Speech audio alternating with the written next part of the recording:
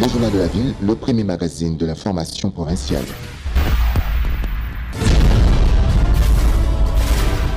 Tout de suite, le journal.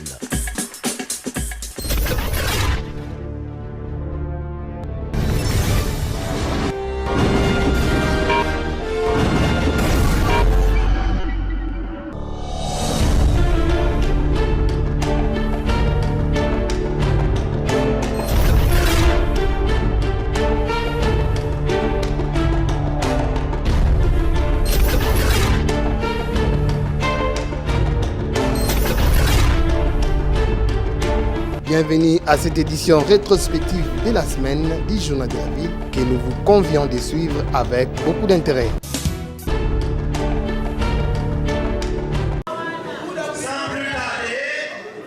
Un nouveau-né dans le monde politique, il s'agit des Justes Patriotes pour la République, JPR en sigle, parti cher à l'honorable président national Grégoire Mirindi Sarangabo.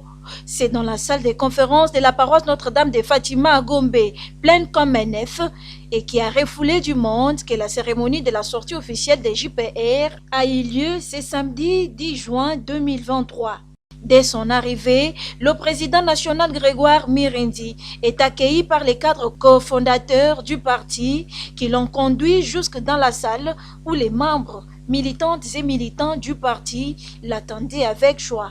Mais d'abord, l'hymne national, suivi du programme circonscrivant la journée par Justin Tabarot, puis la lecture de la résolution de l'élection du président national de JPR par éminence.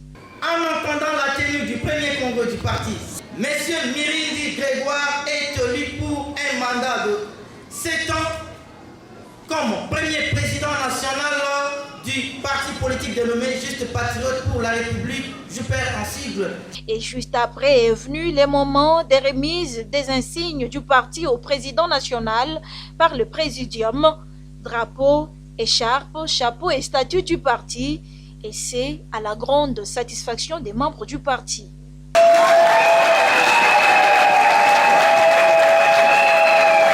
Justes Patriotes pour la République prend l'engagement de soutenir le président de la République, Félix-Antoine Tshisekedi Tshilombo, dans sa vision de développer la République démocratique du Congo. La première solution pour supprimer le chômage, c'est de construire des infrastructures socio-économiques qui puissent permettre à la population, n'est-ce pas, non seulement de circuler, mais aussi de commercer. Au chef de l'État, vous avez notre soutien, mais la République en avant. JPR, progressiste pragmatique, milite pour la réduction des trains de vie de ceux qui se tapent la part du lion en défaveur de la population. Développer un pays, c'est une question de volonté. Tu n'as pas besoin de savoir si tu es sur un territoire décentralisé ou déconcentré, n'est-ce pas, pour que tu construises une maison. Et c'est ça notre approche, notre pragmatisme. Vous ne pouvez pas avoir un pays géant comme celui-ci sans armée et sans police, sans service de renseignement. Il faut des moyens. C'est pourquoi nous nous proposons même de supprimer les assemblées provinciales, les gouvernements provinciaux, les Sénats. Par exemple, les institutions d'appui à la démocratie. Pour nous, ces histoires-là, nous devons les effacer. Tout est bien qui finit bien.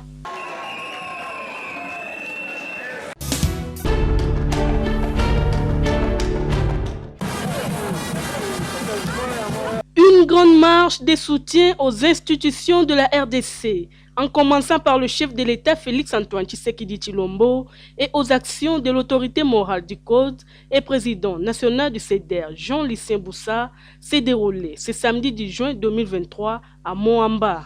Organisé par Initiative Amici Serge Pascal IHSP avec son coordonnateur Amici Moussao Serge, l'ego de cette grande marche qui a rassemblé des centaines de personnes était donné au siège des IHSP Anguilima à Matete au rythme des fanfares. Lance-voix en main, drapelés, chants et danses, les marcheurs ont longé l'avenue Kiimbi en passant par Bypass, chemin faisant, Cédine fils du pays, a invité les habitants de Moamba de se joindre à eux afin de montrer leur soutien indéfectible au président de la République, Félix-Antoine Tshisekedi Tshilombo. Après Bypass, ils ont pris la direction de Lemba Terminus en passant par Lemba Super, puis la foire internationale de Kinshasa, tout en prolongeant le boulevard Lumumba. Mobilisé comme un seul homme, Amissi Moussaou et ses siens lancent un message fort à l'ennemi de la RDC.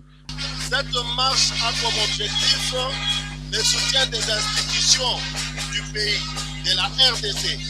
D'abord, à commencer par le président de la République, le Sénat, l'Assemblée nationale, les institutions d'appui à la démocratie, la CENI pour le processus électoral, les FARDC, ainsi de suite.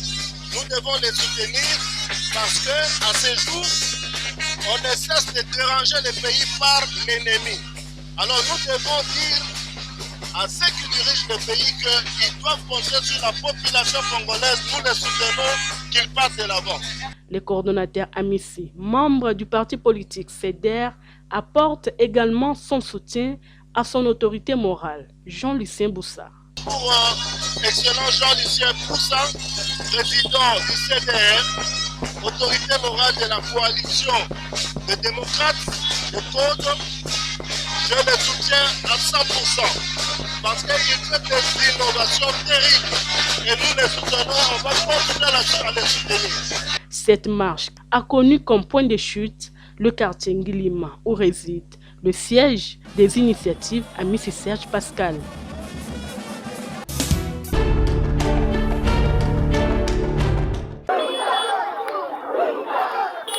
Une marche de soutien au chef de l'État, organisée ce samedi 10 juin 2023 par le Parti du Peuple pour la Paix et les Progrès P4, que dirige Maître Emery Patrice Landou Mandundu, pour remercier le chef de l'État, Félix Antoine Tshisekedi Tshilombo, pour avoir tenu sa promesse en répondant favorablement à la demande du P4 pour la relance des travaux de réhabilitation de la route Nzolana.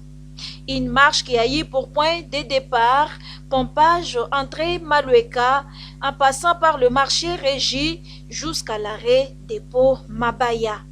Les habitants des quartiers Mamaemo, Lukunga, Malueka, Bumba et Ngomba Kikusa, tous derrière le parti politique P4, remercient le président de la République pour la relance de la route Nzolana. Maître Patrice Landou Mandundu est président national du Parti du Peuple pour la Paix et les Progrès, P4.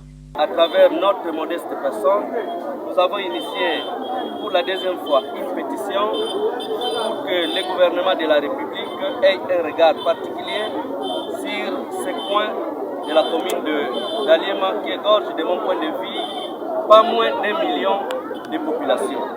Donc cette route de Nzolana qui part des pompages jusqu'à l'Ipen, en passant par les 4 quartiers que je viens de citer, aura un impact réel, va créer des emplois, va créer un enthousiasme jusqu'à impacter positivement sur la sécurité de la population. Le parti P4 est rangé du bon côté de l'histoire et accompagne le président de la République dans sa vision de rendre les infrastructures viables à la base. Nous sommes aussi témoins. Il n'y a pas que Nzolana. Je vais vous surprendre prochainement. Nous allons marcher sur la route Kimboala-Don Bosco. Parce que là aussi, nous avons parlé, nous avons prié, nous avons mené un lobbying. Et les jours qui viennent, nous serons aussi sur l'axe du Tendele. Donc, nous avons, plaidé déjà à son temps avec les experts que nous avons en interne. Nous avons démontré que le chef de l'État, pour que Kinshasa l'adopte, le chef de l'État doit se pencher sur les routes secondaires. Je crois que le président Félix, lors de son deuxième mandat, il peut donner et le Congo ira de l'avant. C'est dans un climat serein que s'est clôturée cette marche de soutien au chef de l'État par le parti politique P4.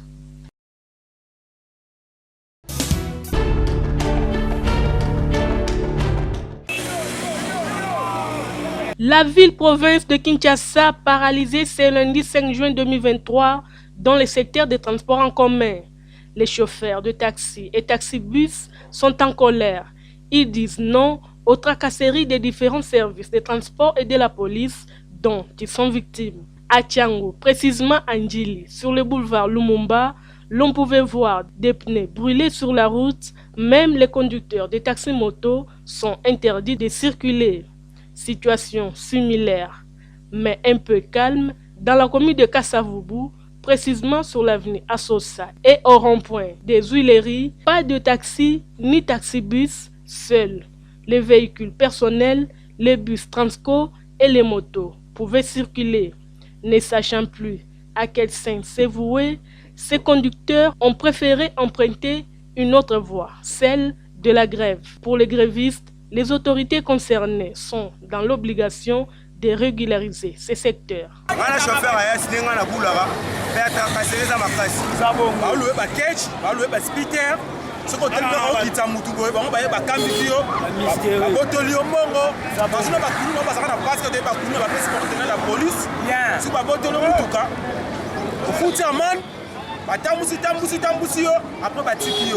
Comment se dit que Azana documenté document ya transport exaté bato bazopesa mbongo bazopesa ba resi siko azobimisa ba agent na nzela bakanga ba chauffeur pona nini to ba lelo to insister et pas ministre de transport atela biso na dossier tracasserie to revendiquer pona lelo lundi na lobi mardi so solution monanité l'État moratia ba bisi na ne ngalobi na ba bisi atia ba bisi na sa musala na nzela. Interdit de circuler les Wewa de la ville-province de Kinshasa dit ne pas être associé à cette grève par les chauffeurs. Bon, normalement, bango ba société qui ne pas gréver. Toyo koyo kaka kasi, toyo ki kaka no. Lundi est la grève. To bibi quand j'ai tombé mi to circuler. Aussi là to bimaki. Mais ceux qui n'ont pas ça qui sensibilisation, mais information les cas qui non pas présent la biso que non, biso to bimate biso nyonso. On a ingéza normal mais comme to bimi déjà. To yena nzela to kuta l'événement. Autrement ça les aide. Parce que biso a tout ça là. Autrement ça les aide. Autrement le papier ça les aide. Les conducteurs des taxis et taxibus comptent gréver durant 3 jours si le gouvernement ne tient pas compte de leurs desiderata.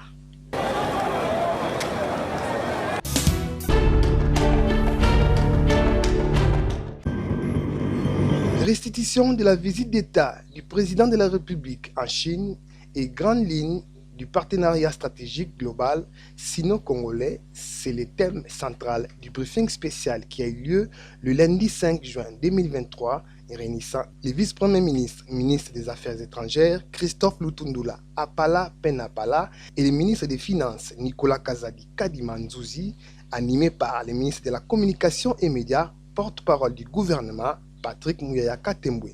Vous avez suivi tous du 24 au 29 mai dernier la visite d'État historique que le président de la République, Félix-Antoine Tshisekedi, a effectuée en Chine à l'invitation de son collègue Xi Jinping. Beaucoup de choses ont été faites en marge de cette visite, notamment la signature de plusieurs mémorandums entre les ministres concernés, les sectoriels des deux pays, mais aussi vous avez beaucoup entendu parler de ce que nous on a appelé partenariat global et stratégique, parce qu'avec cette puissance mondiale, nous tenons à relancer notre coopération. Il y a eu des choses, des spéculations qui ont été faites avant le départ, tendant à réduire la portée de cette visite historique à la renégociation, à la discussion autour du contrat. Ce n'était pas le cas. Répondant à la question d'un journaliste sur la présence de plusieurs forces régionales à l'est de la République démocratique du Congo, Christophe Lutundula dit ceci. Maintenant là, vous avez les troupes de l'EAC, ok? Vous avez les troupes de la MONUSCO, n'est-ce pas? Vous avez nos propres forces nationales. Et bientôt, vous aurez la SADC. Attendez un peu là. Trop de cuisiniers gâtent la sauce. Surtout si on ne sait pas qui fait quoi et qui ne fait pas quoi. Nous sommes à l'approche des élections. Tout cela doit être clarifié. Nous avons posé le problème de la coordination. À Addis Abeba, on en a parlé aussi. Et même à Windhoek, on en a parlé. Voilà, l'occasion nous sera offerte de finalement situer chacun là où il est. Les Nations Unies vont faire quoi? Le tout, j'insiste, et je voudrais que tout le monde comprenne ça au niveau de la communauté internationale et nationale, le tout évidemment dans le respect des règles de la souveraineté de la RDC qui a le dernier mot. Nicolas Kazadi a quant à lui éclaircit l'opinion sur les dossiers qui fait polémique aux entreprises de régie financière au sujet de la prétendue retrait par lui des primes du plus-value. Ici, j'ai entendu dire par une certaine presse que j'avais mis fin à la prime de plus-value, ce qui est archi faux. Je n'ai jamais mis fin à la prime de plus-value. La prime de plus-value pour les années 2021 et 2022, elle a été payée, conformément à l'engagement que nous avons pris, le ministère des Finances et les régies, les 3 régies, à travers les contrats de performance. Maintenant, il y avait, depuis 2019, un arrêté qui ne concernait pas les 3 régies, mais une seule régie, la DGI, un arrêté qui traitait de ces questions liées à la plus-value. Mais cet arrêté, qui est fondé sur un décret du Premier ministre, a révélé quelques incohérences dans les termes et dans les concepts. Et pour remettre de l'ordre, la première des choses, c'est de le retirer et puis de discuter et formuler un nouvel arrêté, s'il le faut, pour clarifier les choses. Notons que les face-à-face avec la presse s'est terminé par une note négative suite à la mort des 10 Congolais au Soudan.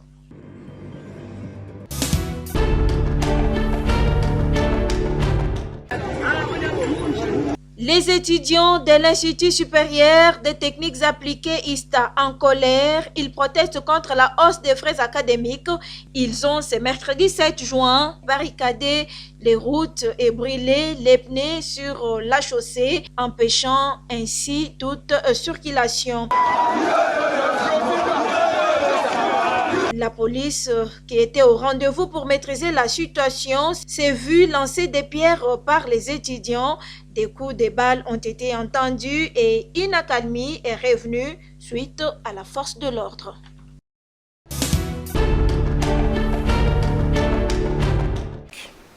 Proposition de loi du député national Guy Mafuta à l'Assemblée nationale visant à retirer au personnel de santé son droit de grève et de mettre fin à l'existence des syndicats dans les secteurs de la santé publique, les syndicats des agents des services publics de l'État, du secteur de la santé publique, hygiène et prévention, à savoir Sinamed, Simeco, Silimed, Unique, Syncas, Solsico, Disico, Sirap, INTC disent non et demandent à l'Assemblée nationale de retirer toutes les dispositions anticonstitutionnelles reprises dans la proposition de cette loi de l'honorable Guy Mafuta.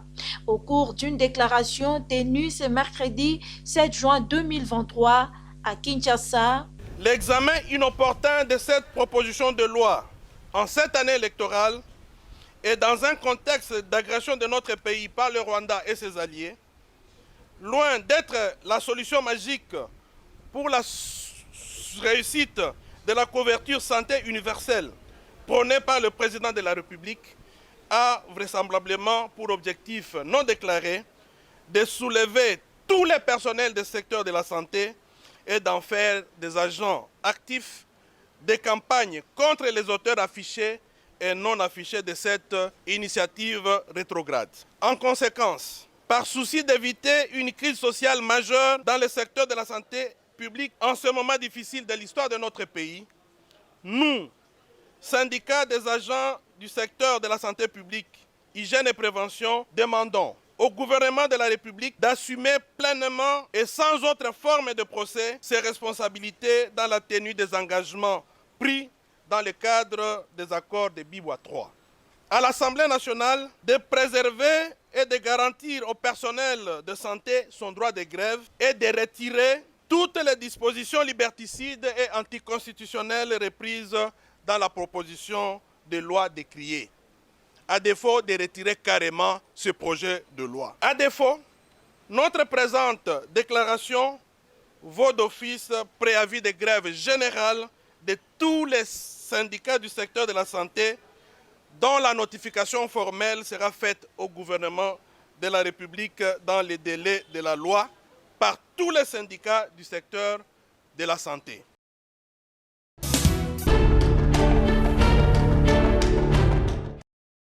Lancement ce mercredi 7 juin 2023 de la campagne de sensibilisation porte-à-porte des assistants sociaux des villages Bondeko au rond-point des Huileries dans la commune de Lingwala.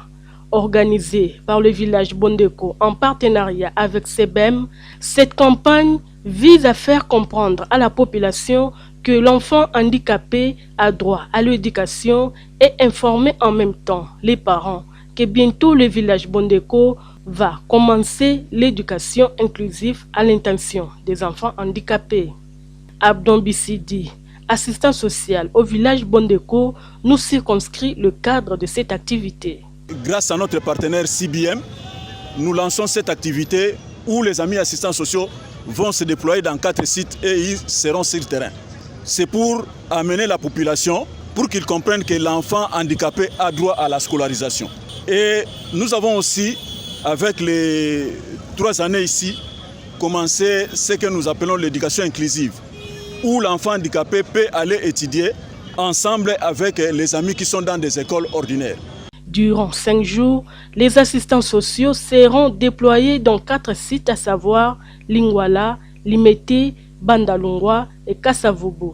L'équipe déployée sur terrain dans les sites de Kassavubu a fait le porte-à-porte dans les différentes avenues et parcelles. Avec des pliants en main, ils ont expliqué aux habitants de cette municipalité le bien fondé de cette sensibilisation.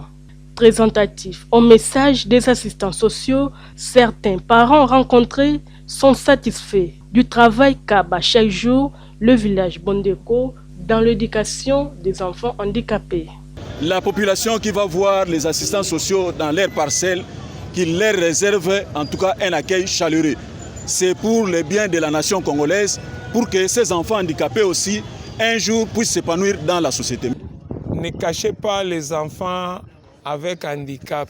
Veuillez quand même nous les montrer.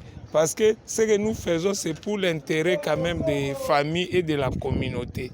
D'où nous demandons aux parents et aux membres de la communauté de nous faciliter la tâche, de nous montrer les enfants dont nous avons besoin pour notre identification porte à porte. Lancé ce mercredi 7 juin 2023, la sensibilisation porte à porte prendra fin le lundi 12 juin prochain.